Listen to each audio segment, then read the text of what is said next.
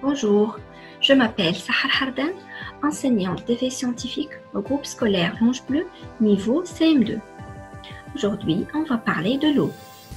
Corps simple ou corps composé.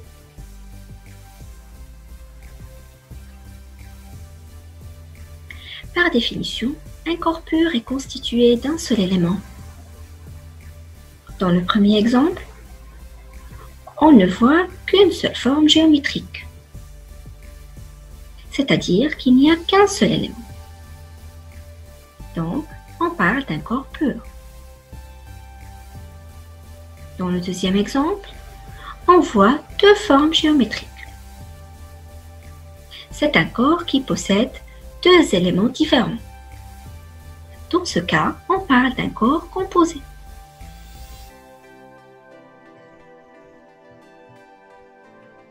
Exemple de corps pur, le fer.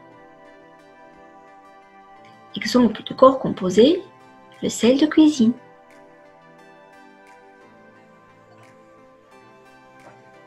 Dans cet exemple, on parle d'un clou en fer. Ce corps est fait d'un grand nombre de particules, toutes identiques et liées ensemble, formées chacune par l'élément fer.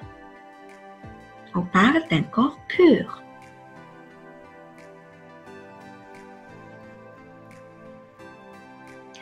Le sel de cuisine est formé de deux éléments différents, qui sont le chlore et le sodium.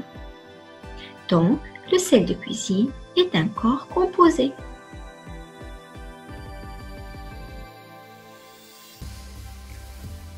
D'autres exemples de corps simples et de corps composés. Les particules de l'oxygène sont formées d'un seul élément qui est l'oxygène. Dans ce cas, on parle d'un corps simple. Chaque particule de dioxyde de carbone est formée de deux éléments, l'élément oxygène et l'élément carbone. On parle d'un corps composé.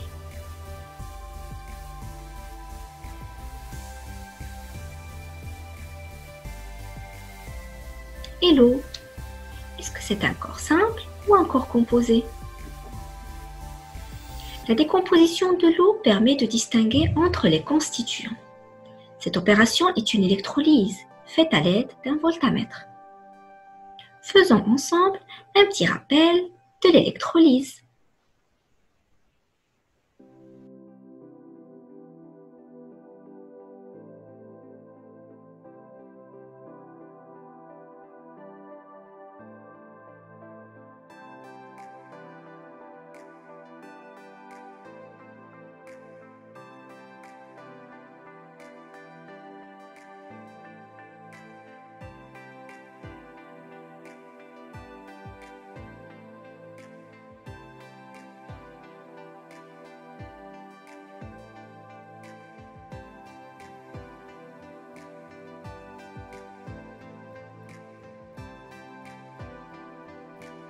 Au cours de ce processus, les gaz hydrogène et oxygène sont libérés dans les éprouvettes.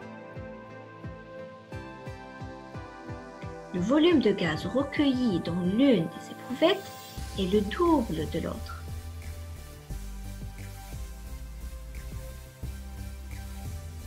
Quelles sont les caractéristiques d'hydrogène et d'oxygène? L'hydrogène détonne au contact d'une flamme. L'oxygène rallume une allumette presque éteinte.